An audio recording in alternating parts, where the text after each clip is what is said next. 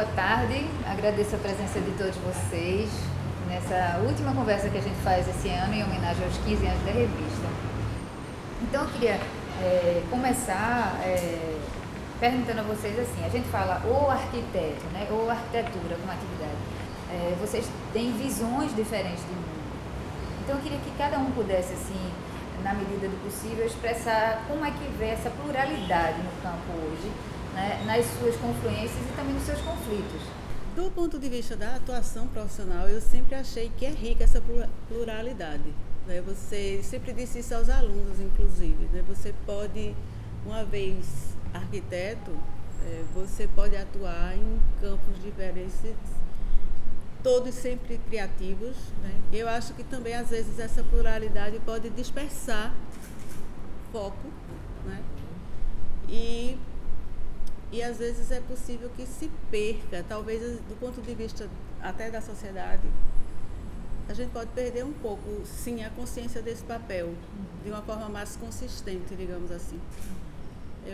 Por exemplo, para ficar mais claro do que é que eu estou falando, eu acho que com a ascendência de uma classe média ou de uma classe C, o surgimento de uma classe C, a profissão emergiu do ponto de vista da decoração, na verdade da arquitetura de interior, mas mais vista como decoração.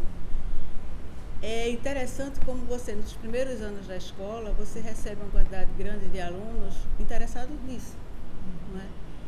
E assim, se do ponto do mercado é uma coisa interessante, eu acho que do ponto de vista da arquitetura como fato cultural é um empobrecimento enorme, não é?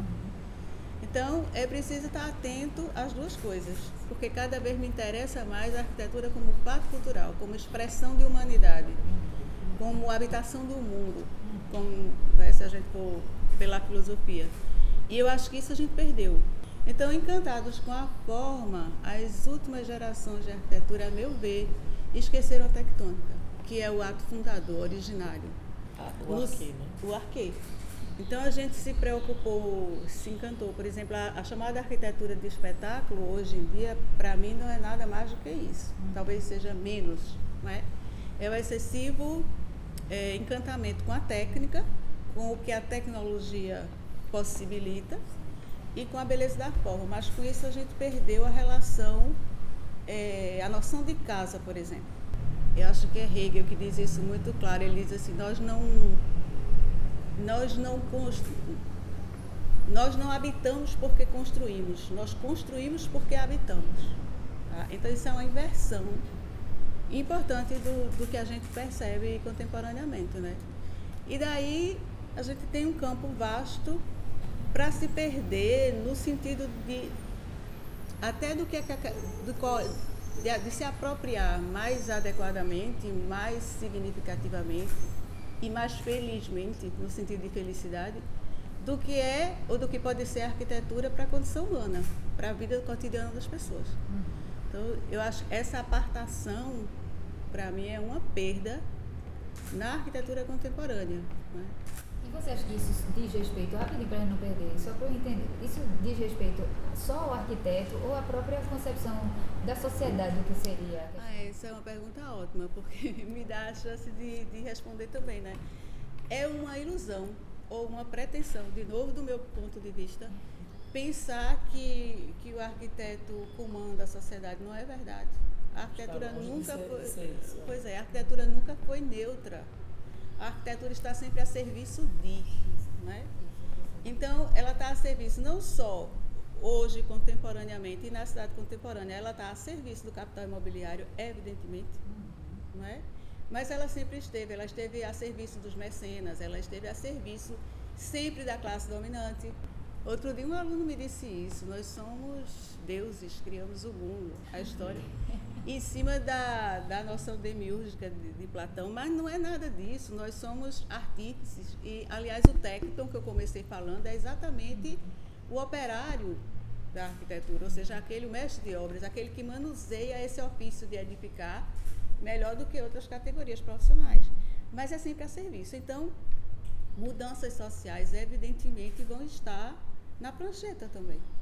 Né? Então, claro que tem o arquiteto talentoso, o arquiteto mais consciente do seu papel, etc., que avança nessa direção, mas se a gente pensar profissionalmente, a gente está a serviço de. E é outra coisa que a gente não pode perder de vista, porque senão a gente vai construir para nós mesmos, construir para as revistas, projetar para as socialites da vida, não é? Quando, na verdade, o ofício é para a sociedade, para a comunidade, para a experiência do mundo. Quando a gente fala de arquitetura social, a gente costuma associar a arquitetura para uma classe de baixa renda. E eu acho que, tocando nesse aspecto da prestação de serviço, eu concordo com o que você está colocando, somos, antes de tudo, prestadores de serviço para um número gigantesco de pessoas da sociedade, dos diversos tipos. E a arquitetura social não é apenas a arquitetura das ex, vamos dizer assim. A arquitetura social é a arquitetura do dia a dia, a arquitetura que a gente trabalha pensando no homem como ser social, né? Então é uma coisa mais ampla. No caso da pluralidade, puxando só um pouquinho isso aí, uma coisa que eu costumo dizer aos alunos, muitas vezes eles chegam e perguntam quando estão perto de se formar, né? Poxa, e aí? A gente aprendeu tanta coisa aqui na faculdade, tantas disciplinas diferentes. Como é que a gente escolhe o caminho específico, né? Então, realmente, o que eu costumo dizer é que ele não precisa ter pressa para escolher de uma hora para outra. A vida vai mostrar para ele, o próprio mercado, o próprio rumo da sociedade naquele momento vai, vamos dizer assim, vai apontar um caminho. Contudo, naturalmente, é importante que a gente identifique dentro da gente determinadas identidades, habilidades e desejos profissionais que a gente carrega, que normalmente estão, mesmo que invisíveis, no iniciozinho da faculdade. E acho que Lúcia falou um pouco, mas eu queria incentivar, fortalecer esse entendimento que a arquitetura é abrigo, né? Ela é abrigo do ser humano, é abrigo da sociedade, é abrigo do homem. Então, por que a arquitetura? Porque o homem precisou se abrigar. Então, esse é o ponto de partida. O arquiteto é, por si, o formador desse abrigo, o propositor desse abrigo. E essa compreensão ela vai se ampliando de tal forma que hoje a gente tem a seguinte realidade: o arquiteto é aquele ser que olha para frente, mas que tem que, para poder propor para frente, que ele trabalha com hipóteses, né? O projeto é uma hipótese, na hora que a gente lança um projeto, ela é uma hipótese de trabalho que vai se concretizar pela obra. A gente tem que ter todo um arsenal de conhecimento científico para fazer escolhas. E o que define essas escolhas? A criatividade. A maneira como você manipula essas variáveis que estão à disposição através do conhecimento da sociedade como um todo. Então, a capacidade de fazer essa escolha, de antever o futuro, né, é o nosso, vamos dizer assim, calcanhar de Aquiles e o que nos apaixona por esse fazer, a arquitetura, né? Todos nós procuramos essa profissão porque nós temos vontade de fazer uma proposta. Então, essa palavra proposta é uma palavra também chave, né, para a gente pensar, diferente das outras ciências, o que nos difere dos cientistas. Né? Porque os cientistas vão analisando fatos e acham a solução dentro dos fatos. O arquiteto não, ele tem a capacidade de inventar, de fazer algo para dar uma resposta. A resposta de Lúcia vai ser uma, de Clarice é de outra, de João outra. Então, cada pessoa, cada arquiteto tem essa individualidade. E, ao mesmo tempo, tem um olhar que nos rege, que é a realidade. E aí vem esse dilema que eu acho que hoje a gente assiste, um momento de profunda transformação, que é como planejar diante dessa realidade de uma sociedade líquida, que só pensa no imediato, né? No valor, no presente, no seu prazer, no que pode lhe dar a curto prazo. Então, eu acho que assim, o grande dilema da arquitetura hoje é conseguir se reinventar na maneira de planejar diante de uma realidade que, depois que a gente acaba de falar, ela já não existe mais, porque ela está em profunda transformação. Então, esse, eu acho que o grande dilema. Como planejar a longo prazo, se as respostas que nos se pedem é a curto prazo. Então, acho que esse é, assim, acho que talvez bom caminho para explicar os dilemas do arquiteto hoje frente ao mercado, frente à sociedade. Eu acrescentaria a esse seu comentário, Vitória, que é muito pertinente ao momento, uma outra pergunta que eu acho que agrega, né, que é como planejar, tentando atender essas demandas de curto prazo e essas demandas políticas, sociais, etc., com a participação ou colaboração social, que é uma outra demanda latente que a gente está vivendo atualmente. É muito inquietante, porque existe um mito de que para você planejar a curto prazo, não dá tempo de você escutar a opinião da sociedade. Né? Então, isso, eu acho que esse reinventar que a Vitória está falando é justamente isso, porque está surgindo formas muito interessantes no mundo todo de experiências de urbanismo. Eu acho que Lula pode falar um pouco da experiência pessoal dele com um ateliê vivo, que a gente tem escutado falar do urbanismo tático, né?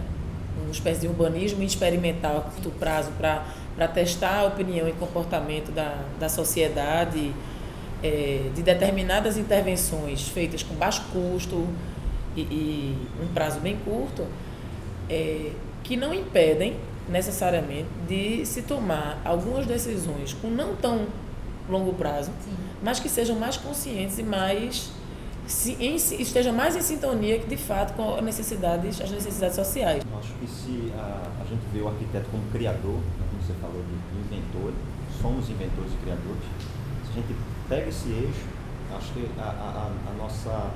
tanto a nossa formação quanto a nossa atuação, ela vai ter um leque muito amplo, né, um espectro muito amplo de ação. Porque se você olhar direitinho, a gente é treinado, né? O nosso olhar é treinado, é construído com o tempo e a gente absorve muitas subjetividades. Digamos assim, a gente tem manejo com proporção, com escala, ritmo, com sentimento, né?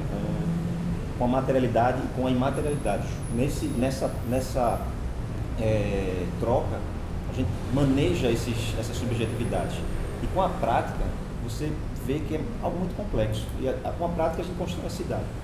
Né? Com a construção de cidade, imagine que nesse todo tão complexo, se você se debruça, se o arquiteto coloca o olhar em outra coisa mais simples, ele vai ter possibilidade de por exemplo, de trabalhar com design, com moda, com fotografia, com cinema. Acho que na realidade a arquitetura ela trabalha com espaço. Então, onde tem espaço? Tudo. Então, não é dizer que a gente vai salvar o mundo, mas o nosso olhar está treinado para acho que pegar esses desafios que são complexos. Então, em relação à formação, a gente precisaria voltar atrás nessa linha de que o arquiteto é um criador, ele é um artista, ele é um técnico, ele é um pouco de sociólogo, de antropólogo. Então, acho que dentro dessa ação, dessas ações, a gente abre um leque de atuação imenso. E também a formação precisaria estar se abrindo dentro dessa outra. O que a gente vê muito hoje é a questão da tectônica tá se pegando um lugar que acho que muito antes a gente teria que formar um olhar, antes de você chegar para ir na materialidade em si, direto. Né? Você precisaria estar com uma formação de valores, né? De espírito, né? Acho que falta espiritualidade. Hoje, mais do que nunca, falta espiritualidade na arquitetura. Então, na verdade, assim, tentar pegar de vários ganchos aí, eu estou um pouco mais afastado da academia do que, pelo menos, vocês três, né? Eu sempre vi o arquiteto, assim, eu sempre senti dessa forma, na época de faculdade e depois, como aquele ser capaz de analisar uma série de variáveis, né, das mais diversas, e conseguir transformar isso em realidade. Eu acho que nesse processo, numa perspectiva assim, de planejamento da cidade, a gente perdeu muito das estruturas de planejamento. Eu acho que o governo militar, na época da ditadura, assim, por mais que tivessem questões negativas, assim, teve um peso de planejamento muito grande, uma tentativa de controle, né? Assim, tinha uma situação de controle por trás, mas você via estruturas de planejamento e da tentativa de você pegar essas várias variáveis e chegar a uma solução. Não sei se uma coisa também de de querer ser o Deus e controlar as dinâmicas das cidades, né? Mas a gente terminou por perder isso, né? E só recentemente a gente tem conseguido ver, acho que talvez até pela situação de caos em que a gente chegou, a necessidade que a gente tem de voltar a planejar. Acho que dentro de uma perspectiva da atuação do arquiteto, na década de 70, 80, você tinha uma perspectiva muito de urbanistas, né? Hoje muita gente não se apresenta como arquiteto e urbanista ou como urbanista, eu sou arquiteto, né? Acho que isso se perdeu. Muito foi, acho que abriu espaço para a questão do arquiteto de interiores, talvez por conta disso, né? Nessa perda que houve das estruturas de planejamento, abriu-se um campo para... Onde é que você tinha campo de atuação? Talvez na... Eu acho que não, João, acho que não é por aí não. Acho que a questão da arquitetura do interior, ou menos do que isso, da decoração, que a rigor nem precisaria de um arquiteto, né? Eu acho um bom designer. Eu acho que é mais uma coisa dessa sociedade contemporânea autocentrada.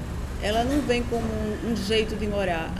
Nós estávamos conversando em off a questão, por exemplo, dos quadros, né? De que você não escolhe uma obra de arte porque você gosta dela.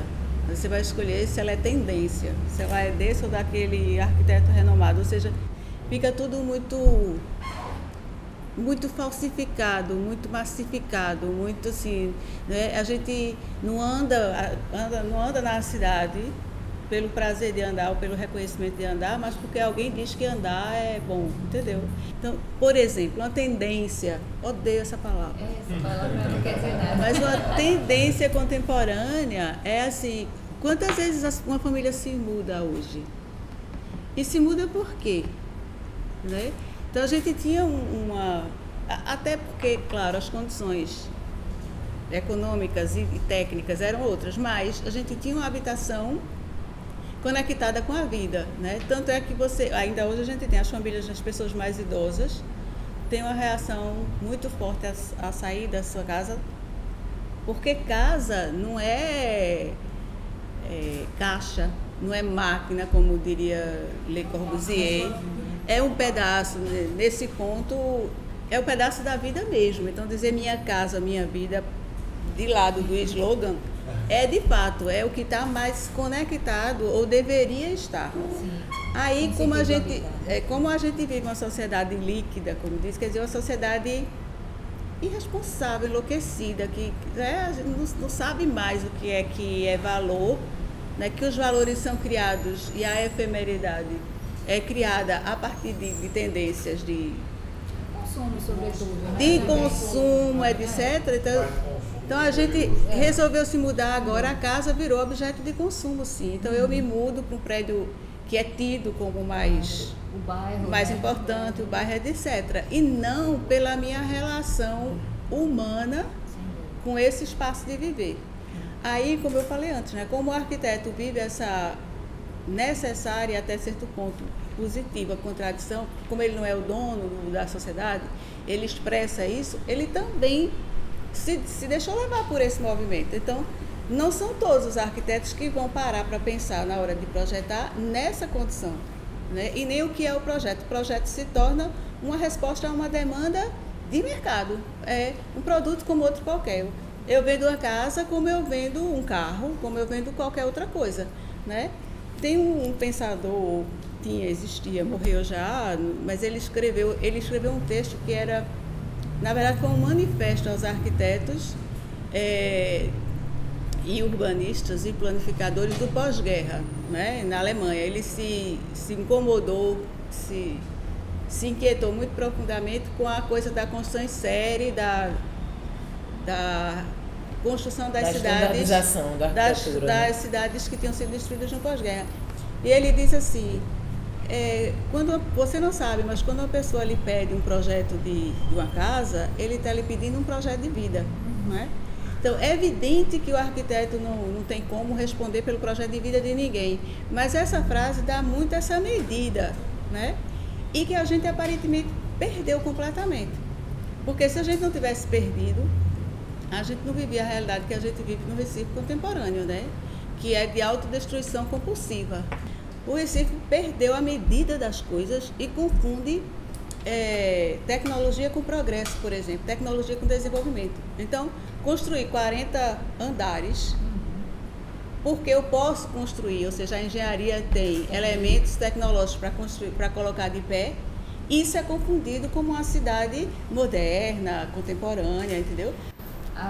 De certa forma, as cidades, a gente é levado a pensar, né, que as cidades espelham o que nós somos.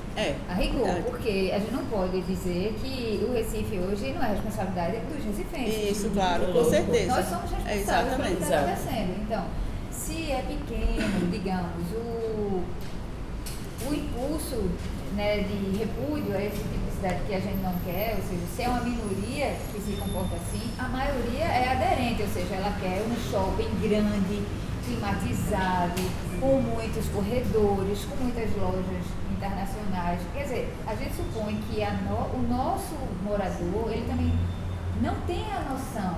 O pior, Adriana, é que não é a maioria. Precisa reeducar as pessoas. Eu costumo dizer que antes da gente fazer uma reforma urbana, a gente precisa fazer uma reforma humana. Né? Uma reconstrução da cultura urbana da cidade da gente. Não é a maioria, tá? É como carro. Outro dia eu vi um técnico dizendo que o engarrafamento do Recife é causado por 13% da população. Tá? É 13% que cria... É a maioria da área ocupada no espaço público a maioria, viário, é a maioria da classe média e média alta. Ocupada pelo carro. Tá? Então, quer dizer, não é a maioria do Recife, da população que cria.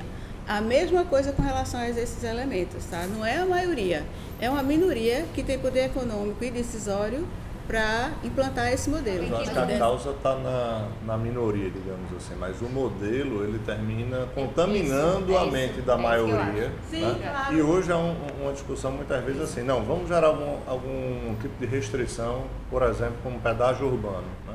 Aí dizem, não, mas o cara que acabou de comprar o carro dele, agora você vai punir, mas o cara que tem dinheiro, assim, o cara que causou tudo isso de início, ele vai pagar e não vai sentir nada no bolso. Acho que a gente precisa ter uma mudança maior, acho que passa por uma situação mais ampla, passa por uma situação de educação, assim, de mostrar claramente que esse modelo de crescimento de cidade que a gente tem, ele não se sustenta, ele já está esgotado, só não vê quem não quer. Né? Mas que, por outro lado, aí voltando um pouco da minha fala inicial, era aquela coisa, eu acho que a gente teve uma situação de um hiato de planejamento que permitiu também legislações que resultaram no que está aí. Voltando para essa questão assim, do arquiteto, arquitetura, a gente sempre achou estranho essa palavra sustentabilidade, porque nós aqui somos de uma geração mais ou menos, temos algumas diferenças, mas na escola que a gente se forjou, a arquitetura era sinônimo de sustentabilidade. Assim, eu não gosto nem de usar essa palavra, porque eu acho que criar uma habitação em um sítio é ser sustentável, porque você tem que ter, você precisa... Já é uma priori, né? Você precisa se abrigar. Toda a arquitetura de Armando Holanda, né? Então, vamos dizer, Armando Holanda em 1970, né, nessa geração, ele fez aquele roteiro para construir Nordeste, que ali está todas as lições de um projeto. Então, o que é que faltou ao arquiteto? Né? E o que é que a gente vê hoje, né? Trazendo o que Clarice falou, a questão dos selos. A tectônica, que Lúcia fala, e os selos e as certificações se sobrepondo a uma decisão projetual. Esse ato que a gente mesmo, né, não está atento para refletir e assumir de vez esse papel de inventor. Nem que seja do não espaço, porque já tem colegas aí que dizem, como Gentil Porto, que a arquitetura nesse universo de hoje, ela não existe mais. Porque assim, o que é arquitetura? A arquitetura está no espaço público, são as pessoas. Então assim, a relação da pessoa com o território, né, até dispensa a tectônica. né? Se esse território é abrigado, se tem árvores, se a pessoa consegue se enxergar, se anda na rua. Então, a não forma uma sociedade líquida, né? Trazendo para esse campo, também é uma ação de um arquiteto. Então, assim, existem muitas correntes, né, que atentam para isso, para que o ofício do arquiteto hoje está mais em promover encontros do que em promover paredes. Mas a Continente teve, digamos assim, acho que é um prazer, né, a gente pode dizer, de poder trabalhar a arquitetura em várias vertentes nos últimos 2 anos. Então, a gente deu uma matéria em maio do ano passado, que era uma matéria sobre a preservação do patrimônio da arquitetura moderna de Pernambuco. Que era isso. Que legado é esse que Pernambuco está deixando, ou está deixando de deixar para pesquisadores que vêm de fora verem, né? E uma outra matéria desse ano já trouxe a perspectiva da contemporaneidade. Então, um dos entrevistados para essa matéria recente, Carlos Fernando Pontual, um arquiteto daqui, já com muito tempo de experiência, disse que acreditava que o arquiteto ele já não tem mais a mesma força para resolver todos esses problemas, que antes atrás ele era um ator preponderante na sociedade. Então ele falou especificamente do problema dos carros do Recife. O arquiteto não tem mais força. Guilherme Wisnik, arquiteto e urbanista de São Paulo, foi também na mesma linha. Inclusive ele questiona assim, como é que o Brasil passou da uma condição de vanguarda, de um país que construiu uma cidade do nada, uma cidade não, uma capital, para um país em que a arquitetura perdeu a força a ponto de ser tornado cosmética. O que ele defende é que se perdeu essa noção do projeto. Não se projeta mais, não se planeja, não se tem proposta. Não se é mais inventor. Qual seria então, qual é o desafio para vocês, arquitetos urbanistas, pensadores da arquitetura, nesse aspecto? A gente está falando aqui de uma sociedade líquida, de uma contemporaneidade que traz uma perda de força para o arquiteto, mas ao mesmo tempo de uma cidade que obriga o arquiteto, seja ele professor, gestor, ou enfim, executor, precisa agir, né? Porque a cidade está crescendo. De novo, citando esse autor que eu falei ainda agora, Alexander Mitscherlich, eu não sei se eu disse o nome dele, mas não, é esse o alemão. Ele dizia que o planejador é um pobre coitado, porque só se procura o planejador, no caso urbanista, quando os problemas estão criados. É um pouco o que o João falou, né? Não antes de criar. Não antes de criar. E aí a gente precisa refletir um pouco, e eu acho que... Inverter essa lógica, né? Mas veja, essa lógica não é tão simples de inverter, porque ela tem a ver com o modo como a gente se organiza como sociedade. Tá? Sociedade, e aí eu estou falando bem da cidade brasileira, porque quando a gente diz que não tem planejamento e tal, bom, está falando de quê? Não é toda cidade no mundo que não tem planejamento, algumas são muito bem planejadas. Quer dizer, nós profissionais de arquitetura e urbanismo, sabemos planejar bem uma cidade, mas, de novo, aquela história. Isso se a sociedade reconhece isso como sendo um valor, né? E aí, por que a gente não reconhece, né? Aí a gente chega na questão política, né? Eu sempre digo, quando as pessoas levantam, hoje menos, mas já se fez muito isso, se elogia Curitiba como tendo sido um modelo de planejamento urbano no Brasil, eu sempre lembro que o momento em que isso aconteceu, Curitiba tinha um prefeito que era um urbanista. E ele criou uma equipe para fazer isso, ou seja, ele associou o poder técnico do projetista com o poder político do decisor, né?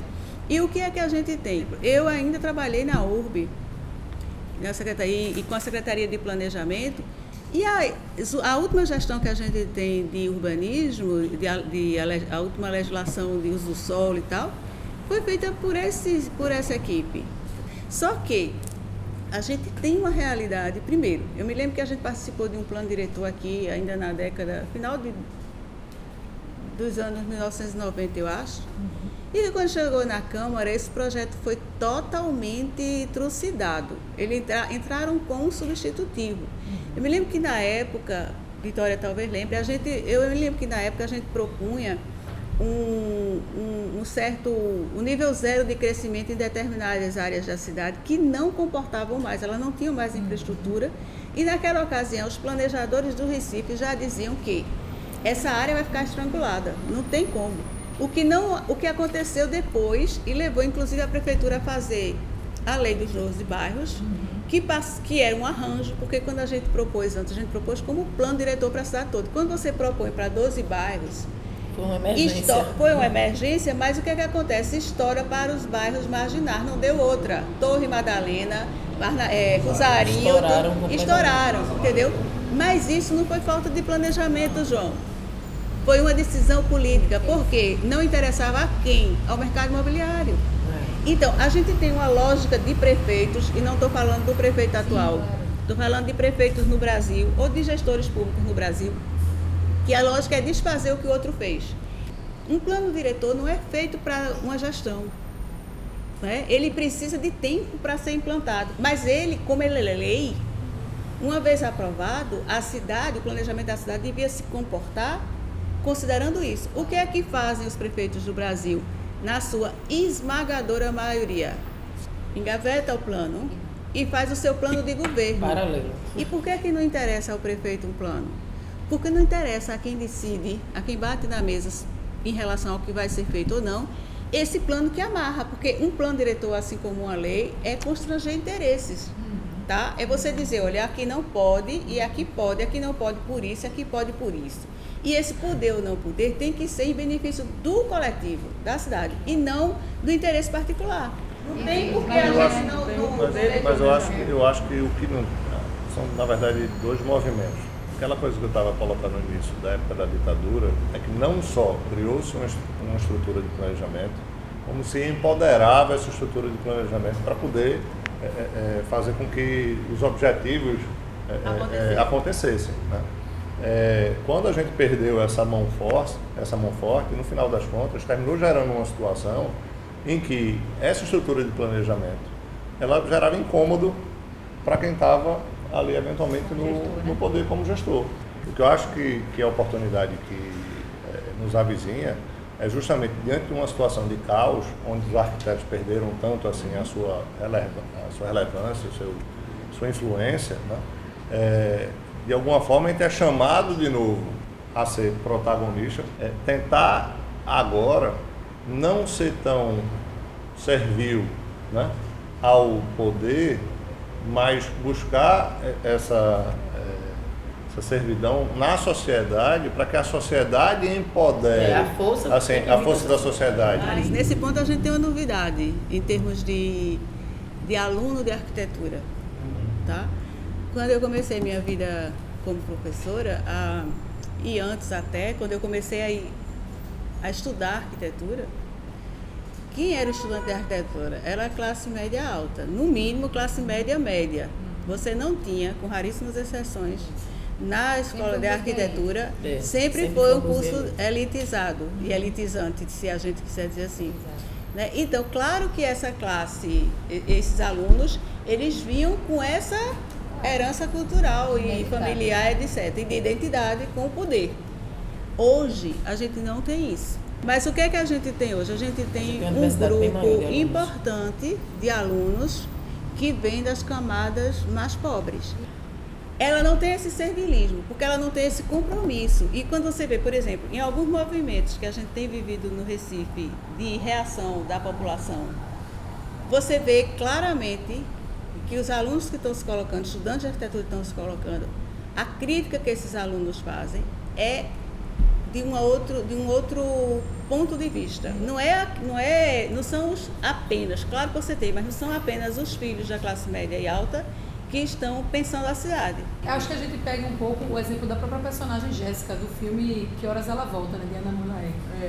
Que é uma jovem que sai de Pernambuco, vai a São Paulo tentar fazer vestibular, para a FAO, né?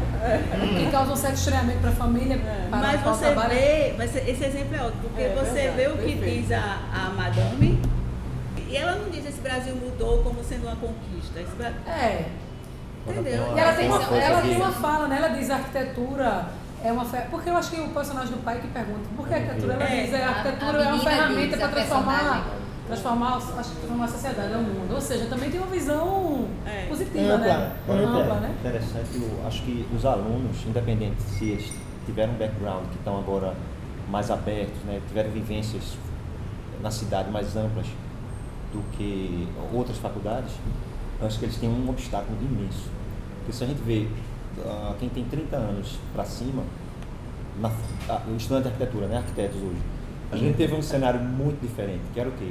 uma cidade que tem uma mobilidade muito mais tranquila, a gente tinha essa possibilidade maior do que hoje, porque além disso tem uma cultura do medo que está engessando, né, lares, está engessando dinâmicas de vida, por exemplo, que o aluno hoje de arquitetura, que devia ser, se você fizer uma projeção, serão cirurgiões da cidade, tem que conhecer a cidade, ou se apropria da cidade, você tem lições ali, a gente sempre diz para os alunos, vão para a rua, aqui é um pit stop, vocês estão aqui com um pit stop, lá na rua é um grande laboratório, então acho que para mim a solução era desligar os aparelhos de TV por 1 ano e meio, só para a gente fazer uma experiência. Eu queria Mas pegar essa um cultura gancho. do medo, ela não também está, de alguma maneira, alicerçada numa arquitetura do medo? Totalmente. Não, é um projeto, Mesmo que assim, cultural, um projeto É um ciclo. cruel, Com licença, amplo. eu tenho que discordar bem fortemente essa arquitetura do medo não é arquitetura do medo. Você escrevi um livro inteirinho para mostrar que não é assim. A gente diz isso porque é bonito dizer, tá? Então, assim, se eu disser, em qualquer lugar, em qualquer rede, em qualquer ambiente social, se eu disser, eu moro aqui nesse edifício semi-prisional, sim, você não vai dizer. porque, não, eu posso chegar em qualquer lugar e dizer, não, porque a cidade é muito violenta, nós hoje vivemos, aí a gente dá 250 exemplos do que aconteceu ontem, até ontem, com meu primo, com meu avô, não sei o quê, e é por isso que eu moro aqui. Não é verdade. Eu moro ali por uma questão de distinção. Eu moro Status, ali. lógico, Exatamente. Eu moro para lógico. separar. Eu moro para dizer que eu sou mais importante do que o outro. Tem uma questão que eu queria retomar aqui, que eu achei que foi muito... Talvez seja uma das maiores essências da discussão da gente aqui, que está muito implícita, que surgiu na fala, eu acho, de praticamente todos nós aqui, que é a questão da cultura. E aí eu sinto mais particularmente a cultura urbana, né, do cidadão recifense. E nesse cidadão eu estou incluindo todos eles, inclusive os produtores de cidade, que aí eu posso dizer que estamos nós, arquitetos urbanistas, os políticos, os empreendedores. Eu acho que a gente tem, antes mesmo de entrar na questão da importância que isso já foi colocado de alguma maneira, da colaboração social ativa, né? Porque cidadania não é só ter direitos, mas sim responsabilidades, né, com a cidade. Eu queria citar um case muito clássico que a gente tem de Bogotá, né, que muitas vezes a gente só fala das gestões de Henrique Peñalosa, que é hoje, vamos dizer assim, é um case mais contemporâneo do que Curitiba, que foi durante muitos anos um grande case, mas que a gente esquece que antes de Peñalosa houve a gestão de Antanas Mocos, que ele realizou uma grande revolução cultural na sociedade. E que foi graças a essa revolução cultural que Peñalosa pôde realizar uma série de reformas urbanas, né? Então, repetindo aquilo que eu falei antes, eu acho que de fato a gente tem que trabalhar, se não antes, paralelamente, essa revolução cultural. Eu me colocando um pouco dos dois lados, ou seja, eu estou como academia atualmente, né? Criticando e exigindo melhoras na qualidade de vida urbana, vamos dizer assim, dos cidadãos. E, de outro lado, eu estou em parceria com a prefeitura tentando produzir uma cidade melhor, né? Então, e a gente está tentando fazer um esforço hercúleo no sentido de termos uma maior colaboração social, mas a gente esbarra em 3 grandes questões aí, que eu acho que essa massa crítica precisa cada vez mais colaborar com isso. Ou seja, a gente não só criticar por criticar, mas criticar colaborando e propondo, que eu acho que, por que não as redes sociais também não podem ter um lado colaborativo muito ativo? Eu acho que a gente precisa religar, digamos, o profissional de arquitetura à cidade, porque ele ficou muito ligado ao mercado, às demandas até acadêmicas. Né? As instâncias de planejamento, elas precisam ser renovadas. Quer dizer, assim, o arquiteto e o funcionário público precisa reocupar esses espaços e essas equipes, porque não adianta você produzir projetos se ele não tem continuidade, porque o planejamento também tem um monitoramento. E quem faz o monitoramento são equipes. Por que antes os arquitetos tinham mais poder sobre as legislações? Porque formavam-se corpos técnicos. A URB tinha um grande corpo que executava e planejava. A FIDEM era um lugar de pesquisa. Então o poder público deixou de ter esse sistema. Porque lá você está no embate direto com o prefeito, direto com quem faz as leis. E o arquiteto perdeu isso, né, Lúcia? Você concorda? Em parte, Vitória, em parte. O arquiteto perdeu esse lugar que você está falando, digamos assim, no setor público. Ele nem perdeu o lugar, porque a gente tem tido concursos, tem gente trabalhando. Ele perdeu foi respeitabilidade, ou ele perdeu a condição de ser ouvido. Mas eu acho que ele perdeu isso como parte também da perda do poder público, e aí talvez não seja uma perda, no momento em que o poder público abriu mão de ser o grande articulador do planejamento de cidade. E aí o poder público, pelo menos municipal, no Brasil contemporâneo, ele abriu mão disso e deu essa tarefa de bandeja ao mercado imobiliário. Entende? Então, por que é que o poder público abriu mão? Algum ganho ele está tendo, tá? Ele não abriu mão à toa, por nada.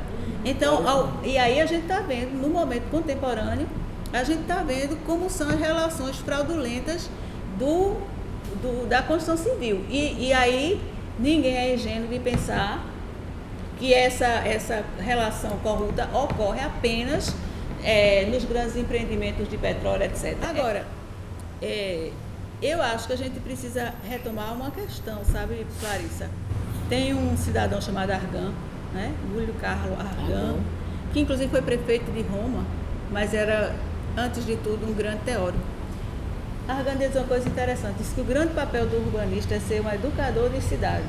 O que cabe a cada um no papel de urbanista é desempenhar ou desenvolver todas essas habilidades e metodologias possíveis no sentido de educar, né? E é aquela história, você estava falando ainda agora, as pessoas, todo mundo vive a arquitetura em seu cotidiano, todo mundo mora em algum lugar, vive a cidade cotidianamente.